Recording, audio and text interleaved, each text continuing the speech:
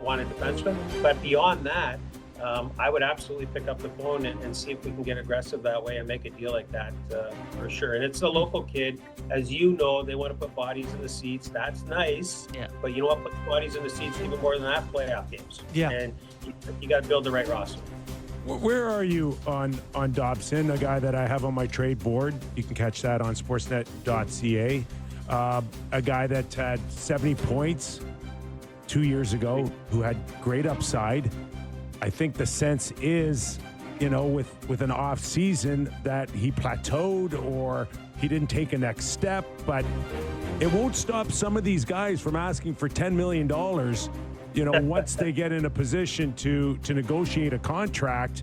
And are the Islanders now caught between let's move him or let's sign him like a few others? I would say yes. I would say yes to that. And when you plateau, here's my problem with where we all talk about the salary cap going up, and we all talk about guys who had great years a couple years ago, and then they plateau, and what's their value at this point in time? Players have to start to take accountability for on-ice performance in relation to their ask at the contract table. And he plateaued last year for sure, Kipper. That team, though, they were pedestrian as a group, like 32nd in both special teams units, if I'm not mistaken. Like, this was a tough watch. So, but he was part of that problem too, and they got to be better. He's going to ask if it's not what I want to pay, and it's probably not, to be honest with you right now. That's why I'm entertaining all kinds of options there. The Islanders, you have to ask yourself the question. Dobson's a real good player. I really like Dobson, especially on the right shot situation. If he went to a contending team right now, trust me, he would be better than a secondary guy offensively. Well, let me throw it back at you guys this way.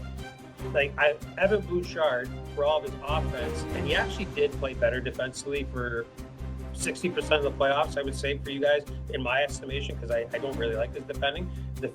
But wouldn't Dobson be in Edmonton? He wouldn't score as much, but he'd do some other things just marginally better than Bouchard. I think that's how teams would look at Dobson, right? So is he good for us, or is he good for somebody else out there? And where are we? Where is our team here? The Isles are, hey, Borny, their minor league system was atrocious this year. It's historically bad. So they got so much going on here. It's, where are we in our window, I guess? And Matthew Darche, he's got his hands full there. It's been bad. They've been bad for a long time in the farm systems. They do have some work to do. Books, we've seen trades happening already. I wanted to get your thoughts on the trade that sent Zegras to Philadelphia. A lot of people are being like, it doesn't seem like a huge win for Anaheim compared to maybe what they could have got. And your thoughts matter because we got in trouble yesterday for not mentioning it at all in our show. Did we? Oh, yeah, we did.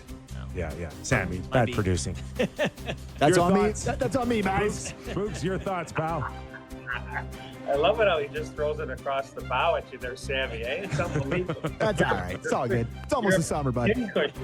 Pin cushion.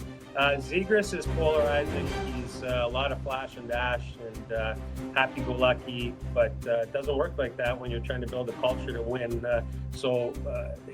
Philly can take the chance. Here's two sides of it. Philly can take the chance because they are in that mode where they can roll the dice and hope. He's got 1 year left on his deal. You hope that it works out. He's at 5-5. That's a great example, Kipper, of a guy who came off a couple of good years, signed that deal with Anaheim at 5-5, and then it caved. Hailing, he's a bottom feeder. He's a bottom six guy. It's amazing how much he's bounced around already as a player, but he's a big body. He scored, actually, on balance, whatever he had last year, 31 points, 12 goals, 19 assists, off the top of my head, something like that. He's going to give him more meat and determination at the bottom of the lineup, where Zegras is going to come into Philly and hopefully get back to somewhere close to where he was a couple years ago offensively. But boy, oh boy, Rick Tocchet, he's going to be in his office a lot. He's going to be having to get this kid to mature and not be so flamboyant, I guess is the best way. It doesn't work like that in the National Hockey League. You're on your hardest days. You can't just be happy-go-lucky. You got to have a B game. You have to have a grit game. And I'll give the kid a little bit of credit. He was only like a -8 last year and limited amount of playing time. For the previous 2 years like that, before that was like -23, -25. So he did make more of an effort. But when he isn't engaged, oh my goodness, boy, oh boy. He looks like Willie in Toronto, Willie Nylander. You know when Willie sometimes he, does the blow by on the forecheck or something like that? Zegras has got a lot of that in him, and it's going to be a challenge for the Flyers. So I like what Anaheim's doing, though, and you know what they're doing. They're setting up. They got $33 million in cap space. They're setting themselves up for a big signing or two here. Books, just want to draw on your personal experience as a NHL scout here, because once upon a time, Trevor Zegras was a top 10 pick. Okay, we saw him at the World Juniors. He was a can't-miss kid. They put him on a cover of a video game, and here we are this week, and you couldn't even get a first-round pick out of him. And I don't mind Flyers taking a chance. I don't mind even Pat Verbeek saying, I can't win with this guy, I got to get rid of him. But did Verbeek just wait too long and watch this asset just keep circling the drain to the point where you couldn't even get a first-round pick back for him? What would that have done to, like, scouts with Anaheim or the organization in whole to watch such a deep an asset go down like that?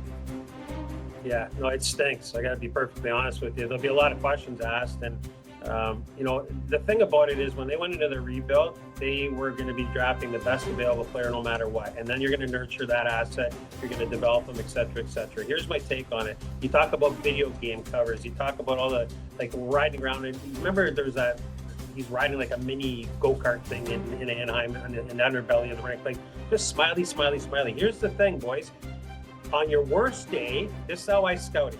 On your worst day, and this is where I had a problem with Zegras all along. When I go scout a player, if he's high end, I know what you can do high end, right? I know what you can do. But on your worst day, I'm talking about when you fail an exam, you're feeling, crappy, you got a little bit of the flu, whatever the case may be.